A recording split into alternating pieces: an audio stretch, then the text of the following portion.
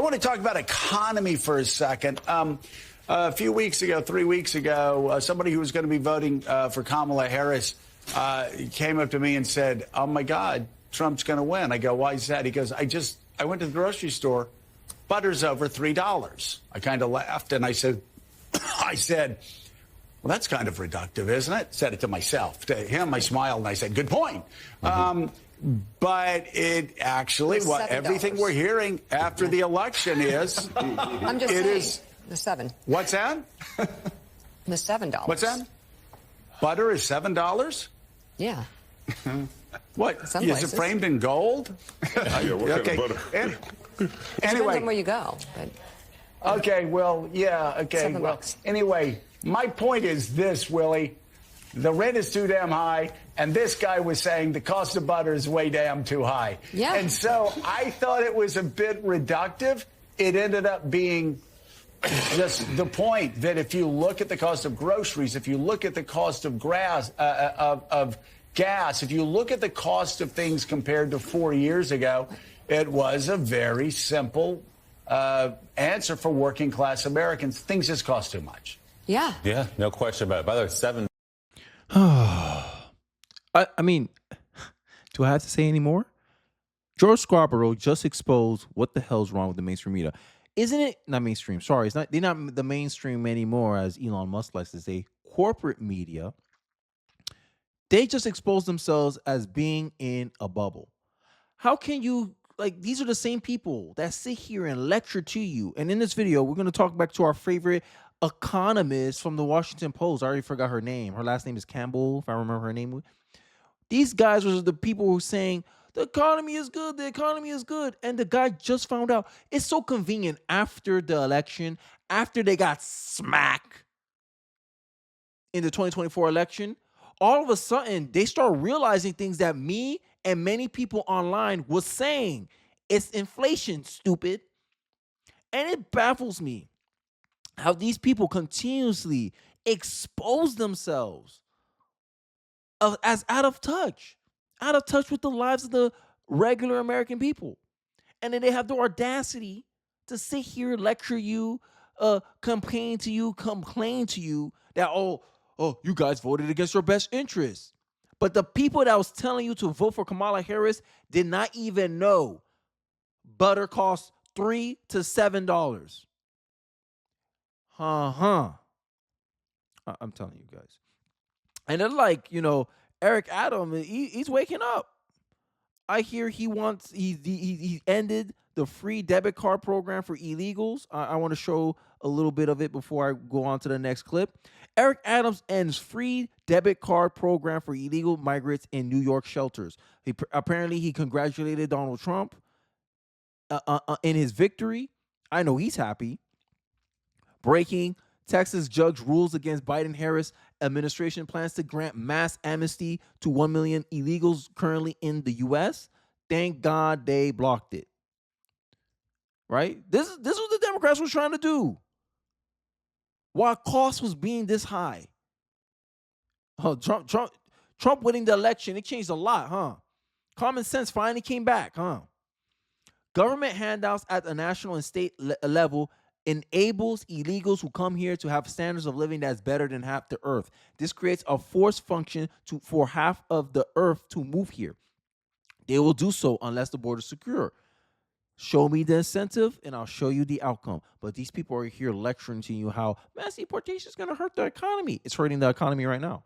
It costs the taxpayer $150 billion with a B to take care of these people year over year. And why mass deportation is a bad idea again? I'm sick of these people. Honestly, I'm sick of these people. Here's a snippet with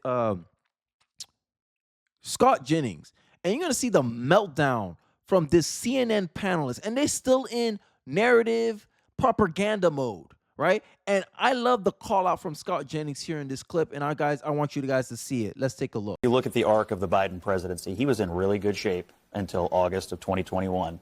When Afghanistan happened, he went under 40, she went under 40, and they really lived there until the end of the presidency. He's still there. Why? Look, I'll tell you why. Because he ran and told us that the adults were back in charge, And that was the opposite. Yeah, they of were that. because and Donald Trump was a child. And you know what else? Yeah. And you know what else? He's a the fact that they wouldn't give these 13 service members' families the time of bullshit, day. Dude. Time of day. They I'm would sorry. Not. They I'm would sorry, not. but And it was Donald wrong. Trump hates veterans. He called them suckers and losers.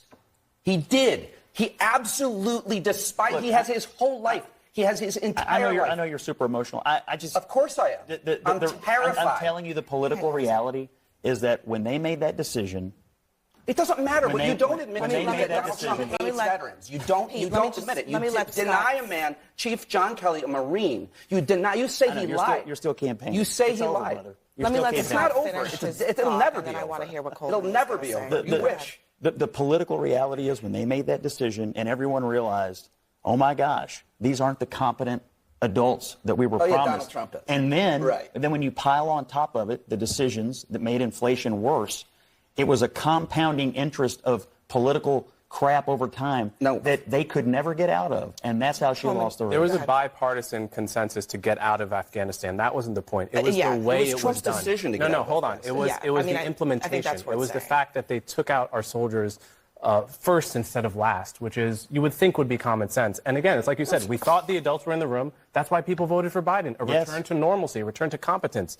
He's a lifelong public servant. We thought we're going to get normal, we're going to get competent. And that's what we it's did. about. We did. And if in the veterans community, Afghanistan doesn't signal that. The wars in Afghanistan, the war in Iraq, the Republican policies that led to those wars, the idea that Joe Biden made the final difficult decision, and his administration and his military leaders. I mean, you guys live on the tippy top of bullshit mountain. If you actually think that so many people think that the pullout of Afghanistan was the pivot point, are you kidding me? Well, I mean, I can read a chart and I can read a poll. I guess you can't. But the reality is when he made that decision. Your petty insults are so weak, dude. You have no idea. Like, I don't even understand if you hear yourself talking. Look, you can laugh all you want, but like, I can't read a chart. Like, it's just a second. It's so hacky. It's so uninteresting. Look, the reason that we brought this up is because that was from a Democratic. I can't, bro. These people, bro. He let a man making all kinds of assumptions, all this kind of projection. Yeah, he's still campaigning. And anyway, we laughing like you call the Republicans, they're giving you the perspective. You know, the vision that won the popular vote, the one that put Trump in the White House. I think in this moment of time, liberals and Democrats will be humble enough to be like, yo, we got it wrong here. Let's hear how they message and what can we gain from this. No, it's the peak of arrogance. Look how the guy, all this face, yo, bro, get out of here, bro. And then you wonder why there's people who are turning off left-wing content creators or people who speak in that ilk. Because all you guys got is framings. Everyone knows that you're not trying to inform people of reality and giving your opinion. You're trying to give people a perception and trying to convince them of that perception. And that's the difference. That's the difference between like what I do and what Pete is doing here. He's trying to create a framing and try to get buy-in while I'm just trying to explain what I'm observing and giving my opinion about it. It's going to come across way different than what you're trying to do. He's trying to make it seem like it's factual. All his sources, all this guy's Pete, all his sources are he said, she said. And you see how emotional these people still are. They still haven't gotten over the fact that they don't understand America. Jake Paul, Trump hasn't even been in office for 2 days, and he already got a call with Putin to end the Russia-Ukraine war. Ceasefire in Iran. Hamas calls for immediate end to war. China's hopes for peaceful coexistence with America. Kamala Harris, 4 years as VP. Nothing. Nada. Zilch. And he's trying to say that Biden was competent? Biden? No. Trump looked like the adult in the room. Trump showed up. Trump's not even president yet, and people already straightening themselves out. But what Pete is doing, he's trying to sell you a narrative. He's not trying to inform you of nothing. And he has a podcast. Oh. And it's so funny how these people continuously come and try to resist the will of the American people. Here's another thing. It's going to be a Scott Jennings show because I'm tired of these panelists now. I'm tired of their emotional BS. They already exposed themselves. You guys are in the echo chamber. You need more Scott Jennings. Scott Jennings should not be the only conservative on these panels most of the time. That's why I say, yo, my biggest feedback, because I'm not only giving criticism to corporate media, I'm giving them feedback. Yo, one feedback is stop over leveraging the panel with a bunch of leftists and even it out some. Like you saw with the last clip. He had someone else that actually add to his angle instead of being overshadowed by these liberal leftists. I'm tired. Let's listen to this next segment of him already highlighting the main problem with the Democrats and already their attempts to resist Trump's agenda. Can I say something to Anna's point? I agree. I think he does have a mandate, and that's how he should read it, and that's how the Republicans should read it. Something that's been on my mind for several months. There was an article in the New York Times in June that said resistance to new Trump administration already forming. And it was this long article about all these groups that were already out there. At that time, they thought he was going to beat Biden, but already planning to try to tie up the administration in court. You've had Jamie Raskin out there already saying, you know, we got to try to tie him up, maybe even before he's sworn in. Today, Sheldon Whitehouse and the Senate put out a press release saying we're going to focus not on progress, but on containing Donald Trump. My political advice to all these people is, please pick up the election results today and see what happened. The American people. Exactly. These people are still talking like they didn't just get smacked around in this election. People want this president and his administration and his party to make progress on the things they promised to do. This is exactly what happened last time. They were plotting to impeach him before he ever took office back in 2016. Let us not have a replay of this. Can we just have a couple of years of peace for the Republicans and President Trump to do what they promised to do, because the American people clearly are asking for it? Yeah, exactly. Right. But what does the liberal do? Do they sit back? Do they reflect? Do they try to sit here and understand? Let me understand this person's point. No. Right. Instead, they're sitting here worrying about illegals. Right.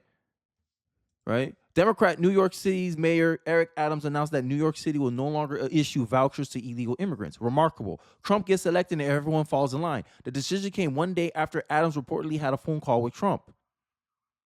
Bro, these people are literally blaming everybody except themselves. Flattering, fascinating stuff. Fascinating. Right? I got a live stream. Identity politics died today. Identity politics died. I don't want to hear nothing about sexism, because on every metric, in every issue, the Democrats are not on the right side of this. And the landslide election should show that. But no, they took that as, no, we need to work harder. Right? Here, I want to react to this exchange between our favorite leftist, our favorite journalist, she likes to call herself, right? And throughout the video, I'm going to highlight something that I have a big concern with the mainstream media. So I'm going to let this conversation play out and listen to how these people are talking. The rest of this transition unfolds, whether it's picking attorney general or any of these other high-level positions. I think we ought to all look at this as a wise decision, a good decision. And for everybody out there wanting Trump to pivot or change or somehow whatever you want him to do, he just won a mandate from the American people to execute on the program that he laid out in this election. It wasn't particularly close. And I think he ought to put people in place who are going to do it. That's what the people are asking for. Who will go after his enemies? I mean, that's not what he ran on. Yes, he did. It is explicitly what he ran on. He didn't ran on that. Y'all focus on that. It might have been an aspect of his campaign. Hey, these people, I should get retribution back on these people. And Americans like me, we see that as accountability for misusing your power in the first place. Right? But these people don't believe in will of the people. They believe in will of the Democrats, will of the liberal, will of the elite, will of the rich. Because 7% of the rich are Democratic Party members. Imagine these people sitting here on the panel. Most of them probably didn't know that butter was $4. Like, make it make sense. You didn't know the struggle of the average American, yet you're sitting here telling us the economy is good. I don't understand why the Americans are voting against this. Because you're out of touch. Look at the confidence they still speak with. It's amazing. It's fascinating. I could never speak like this. You guys will roast me in the comment section if I spoke like how they're speaking right now. Your candidate finished getting smacked around. You spent $1 billion to get swept through the House, the Senate, and the presidency. And you got people still talking like this? Explicitly, That's not what he ran on. look at what he said in the past week. He literally said that he was going to exact vengeance. You still don't understand how you lost. He ran on immigration. Don't say me. I'm not a Democrat. He ran on immigration. Don't ask me. I'm not a Democrat. We know you're a Democrat. He ran on immigration. I'm a journalist. He ran on inflation. I'm not here paid to represent one of the many sides. Yes, you are. Yes, you are. That's exactly what you're there for. Because I bet you if you was covering this objectively, I don't think you'll be sitting in that seat right now. That's just me. He ran on the issues that people care about. He ran on the economy. He ran on nobody's saying that he didn't run on those things, but he also ran on vengeance. Yes. He did also run on going after the people who. Imagine if this is what the media do.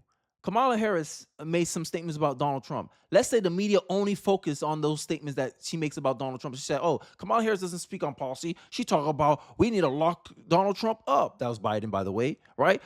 Trump supporters are garbage. Imagine if the media just played the same game they play on Donald Trump that they played on Joe Biden and Kamala Harris. Focus only on the negative things. Don't highlight, those sensible things, the sensible side.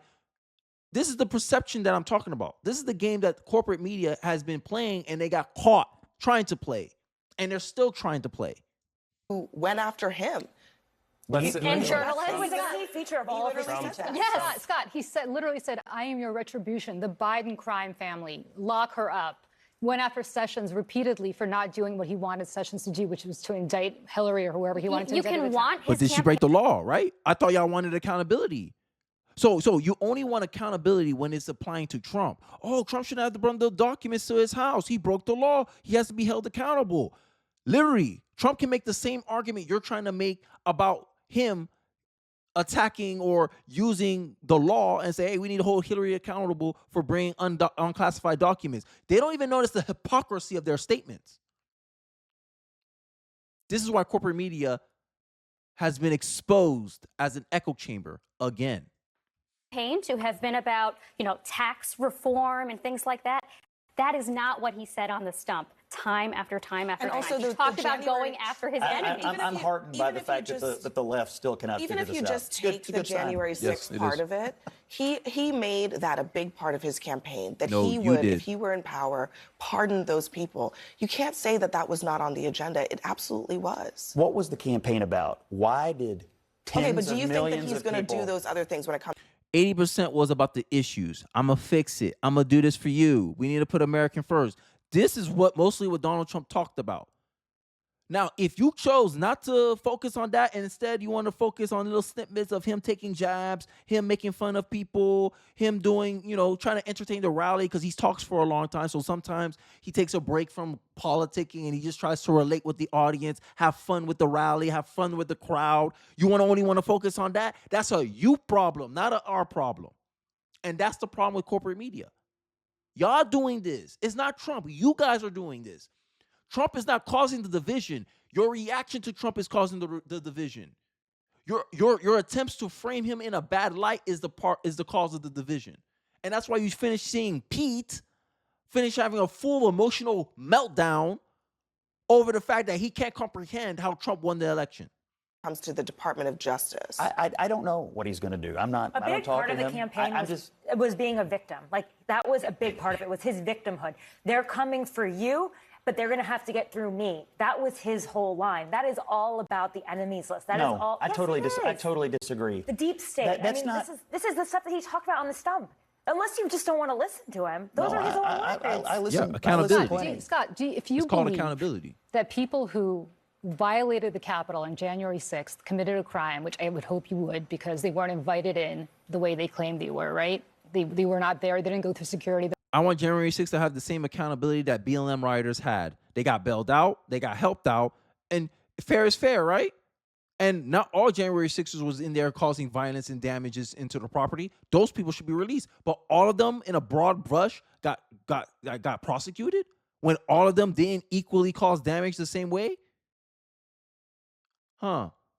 Interesting how that works. But when BLM do it, oh, no, we got to bail them out. They were protesting. Oh, we made exceptions for them that they can gather around because it's for a good cause that you agree with. You see how it works? The political double standards? Rules for thee, but not for me? Rules for a liberal, but not for a conservative? Make it make sense. They hold liberals down here, they hold Republicans up here. And you wonder why Republicans tend to come across better. Because we get away with less stuff. Democrats get away with more stuff. They destroy property. They cause more property damage than January 6th. They killed and hurt more people than January 6th. I'm talking about the BLM riots. I'm talking about Chaz.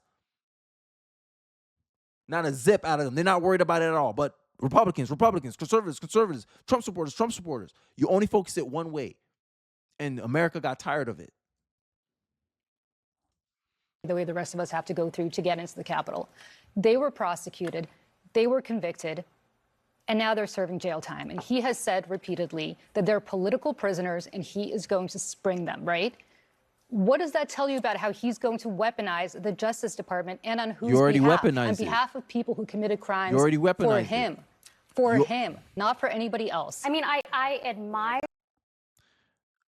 They already weaponized it. That's the problem. You guys weaponized it already. And now you're mad that, yo, you struck. Get ready for the blowback. You can't punch somebody and not expect a retaliation. That goes against human nature.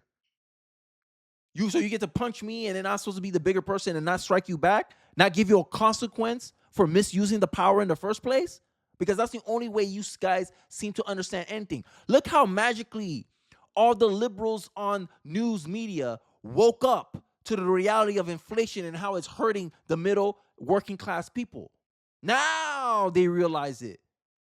But it took Republicans winning in such a dramatic fashion to wake them up. And many Americans, such as myself, believe that Trump doing this will do the same to the Democratic Party. So in the future, they'll keep it in the back of their mind. Let's not do this because they're going to retaliate. And this is what we're talking about. You may call it retribution. You could call it whatever you want. Americans will call it accountability. I don't know if I want to call it naivete or optimism that Trump is going to run on the policies you care about deregulation and tax cuts and whatnot. That's just not what his campaign was about. Well, that's not what he has indicated. With all due respect, I've run more campaigns than you, and I know what campaigns are about, and I know why people walk into voting booths. Why people walk into voting booths and what Trump plans to do when handed the presidency are two different things. All right, guys. We already know what he's gonna get. Like, these people act like this is still theoretical. It's not theoretical, Catherine. So stop acting like it. We had 4 years of him already. We know him already. 8 years? You don't think we can know someone for 8 years? Ran 3 separate presidential campaigns, and you still think you're able to define Donald Trump? No, Donald Trump is self-evident at this point. Everyone knows the reality of Donald Trump.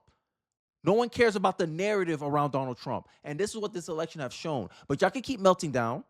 Y'all can keep being stuck in your ways because I want y'all to stay this way when 2028 comes around. I hope y'all stay this way. Because it's in your hubris is what led you to be in this position in the first place. But I hope you keep it up. I'm rooting for you. Let me know your thoughts in the comment section below. Don't forget to like, comment, subscribe. Appreciate you guys. And I want to hear your perspective on the matter. And I hope to see you on the next one. Peace.